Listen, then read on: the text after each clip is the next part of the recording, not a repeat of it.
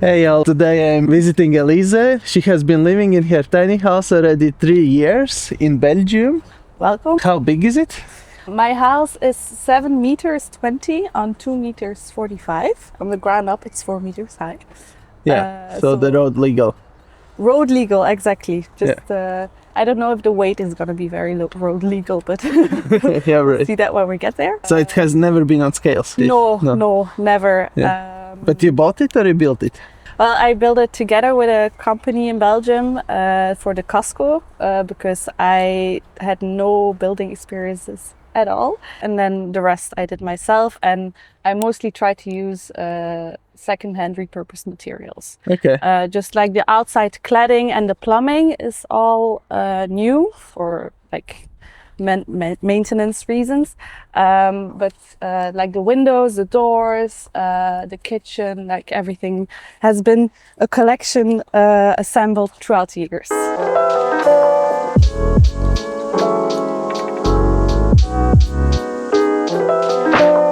So welcome inside my tiny house. This is my living room, my living area. Literally everything you see is just secondhand. The window is also recycled. I actually have 3 of those, and I think throughout 10 years I collected so many materials until I was sure, okay, I'm going to use this window there and this is the plan. And I think I worked for 5 years on the design of the tiny house. Okay, how long was the building process? Quite long. I've actually wanted a tiny house since I was very young, and at a certain point I was like, okay, I can I have the funds now to build one, and I still want to do it.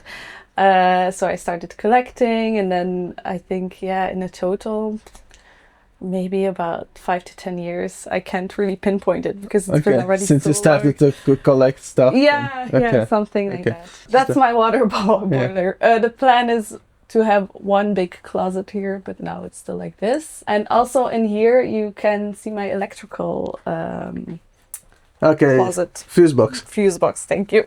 Yeah. That's hidden over there. Yeah, because you don't need it often, right? No, exactly. Yeah. But it's hidden. And you like vintage stuff, I see. The typing machine. Yes. So I have a lot of hobbies. So it was a little bit of a puzzle to get all my hobbies into a tiny space. Sometimes it's a big mess here. Look out through the morning mist. The sun don't ask for names. It warms. I really like how I can just collapse the table and there is a big free space if I want to do some yoga or something. All my chairs are also foldable, so I can configure this table also into like a bigger one if I have guests over. Yeah, famous IKEA table. Exactly. And I've been searching for it. I searched like almost a year to be able to buy it secondhand. So that was really a must for me to buy almost everything secondhand. Underneath the sky we meet. Let the walls just wash away. This is very large window. Brings so much light. Yeah, I think I offered a lot of space to You lost storage space. I lost a lot of storage space because I wanted big windows, but I do not regret it at all. When you were planning the build, did you think about 3 meters wide trailer as well, or 250 was the one you wanted to build? I really wanted it to be exactly road legal. Yeah, in Belgium it's already not that easy to live in a tiny house with all the regulations, and then also having something less to worry about was on my list. Right. Yeah. Also, I want to show this because I'm very proud of it. It's a very old lamp that's adjustable. Alarms before the morning sunlight hits the floor. 1,000 terms and conditions waiting at the door. Got a tracker for my sleeping app to tell me. The idea to live in a tiny house 10 years ago, just watching, looking some videos, or it was mostly because of Pinterest. I had this mood board and it was a lot of tiny houses in there, and it was even like 5 years ago when I would tell people I'm building a tiny house that they didn't know what a tiny house is, and now it's such something very common. Everybody knows what a tiny house is now. Back then I always had to explain what it was. Yeah.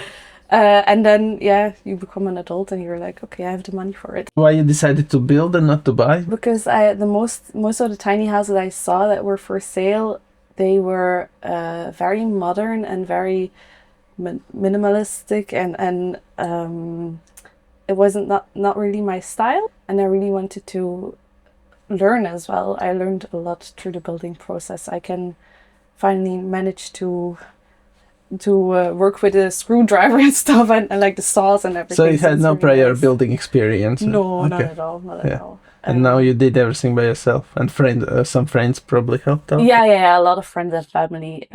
So yeah, a lot of things. I like everything you see here. Basically, the interior is done by friends, family, and me. For example, this tabletop from in the kitchen. Welcome in the kitchen.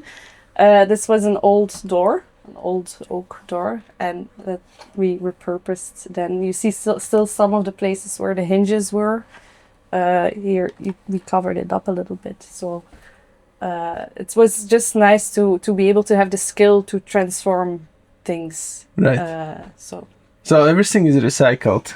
almost everything is Yeah. recycled, Okay.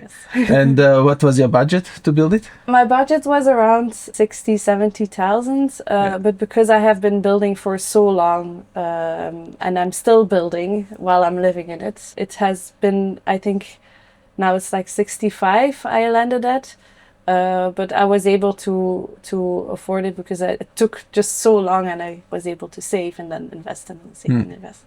So I guess most expensive was to build a shell and buy a trailer, no? Yes, and also my wood stove. Okay. So this is the only heating source? No, so I have the wood stove for the very, very cold nights, but I also have floor heating, infrared floor heating. It doesn't really heat up as much as I expected or wanted it to. Like on very cold days, I think I can get it with only the floor heating around 12, 14 degrees, which is not very warm. So Very cold days, you mean like 0? Yeah. So it's very difficult to get like proper warm with the floor heating, but it's nice for like in Belgium we have like the seasons where it's not cold, not warm, but it's still a bit chilly. And this is for the really, really cold days. So it's nice to be prepared on all seasons here. And if you off electricity, you always can keep it warm because you need just the wood. Yeah.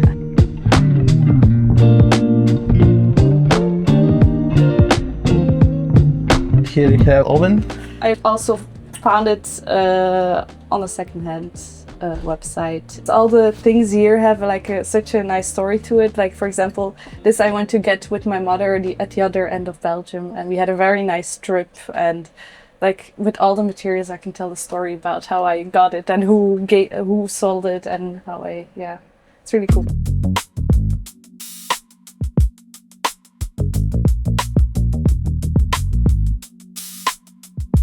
I have a bathroom. You want to show it? Currently without a door. That's still a work in progress. So this is the very tiny bathroom. And one of the things I didn't want to leave behind was a bathtub. So I have a bathtub, which I'm very happy with. It's also a shower, but right now I'm still doing the bathroom and doing all the walls and the ceiling. I'm still making them waterproof. So it's still a work in progress, but this is currently the setup. And it's interesting how you decided to have that a bit more higher space. Yes, because it's like if you shower, I still want to be able to shower in my bathroom. I can stand there and have enough space to to shower. And you have a composting toilet and top loader washing machine. Yes, correct. This one I built myself, the toilet, and it works. Like after 3 years, I'm very happy with it. Sometimes it's a little bit awkward if I have guests over and I have to explain the whole process. But yeah, for me, it's like just like a habit now. So I'm happy with it. Right. And then my washing machine was gifted very kindly by my cousin. And I can have like easy access to it and just there you go. Honestly, just a regular house. I don't have anything that I would say like, oh, I miss this from like a normal living space. Any pros and cons living in a tiny house? What you like and what you don't like?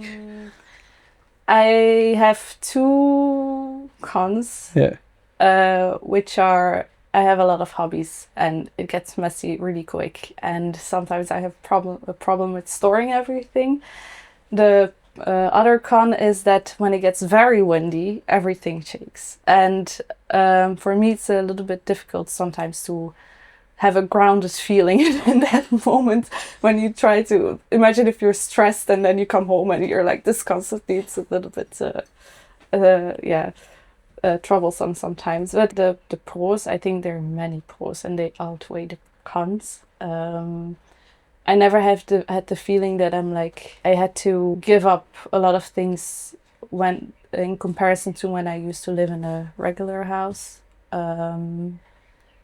I love how there's a lot of light. You can have a very big house with not a lot of light, and it just doesn't feel as open as this. And it's also very economical, of course. Right. But that's for me was not a very big reason. It was more like the ecological.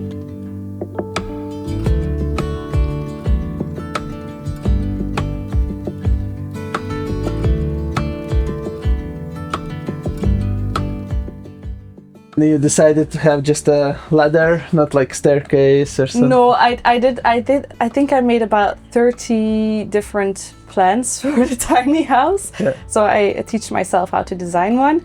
You like draw on paper or you learn SketchUp? No, like on the SketchUp. On the program. I'm also a graphic designer, so that was not a big step. But I decided this one on this ladder because I think I made some plans with like but my tiny house is too small for a structure like that.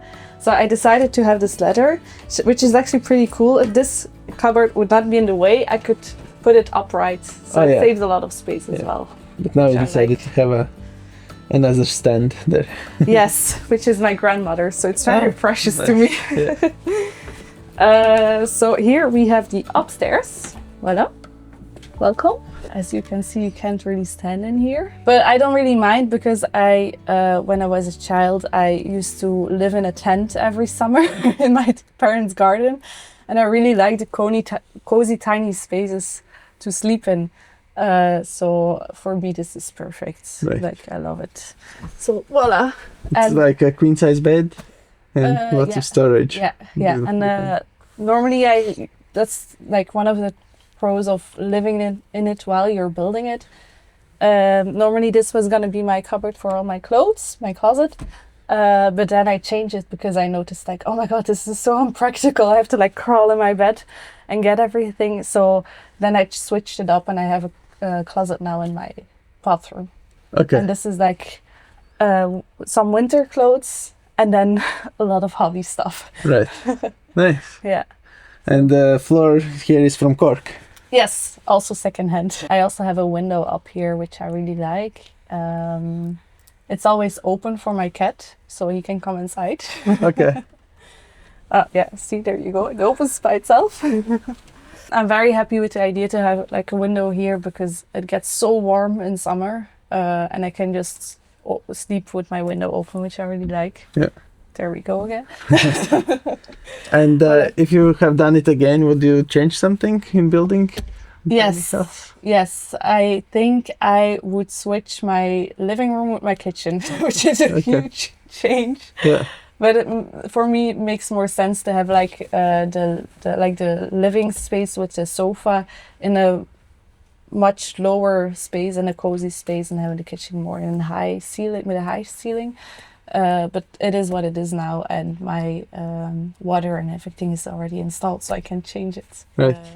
But I'm also happy with how it is. But that would have been maybe an idea. I've been feeling so small. Watch the clock ticking off the wall. But tonight I'm letting it go. And you are all hooked up, so you have connections. I have connections. Water, electricity.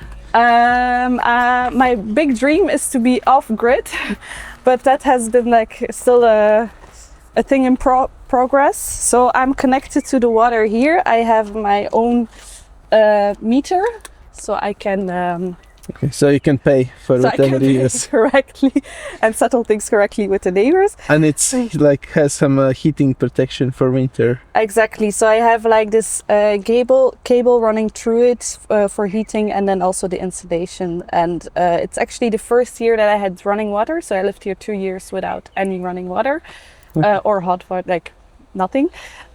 So it's been the first winter that the water came in and I had no damages. So I'm very happy. Nice. So and the cable was running below zero, or how it works, like the heating so cable? The cable turns on, like the heating cable turns on once it gets 7 degrees. Okay. And then it's like a safety thing. All right.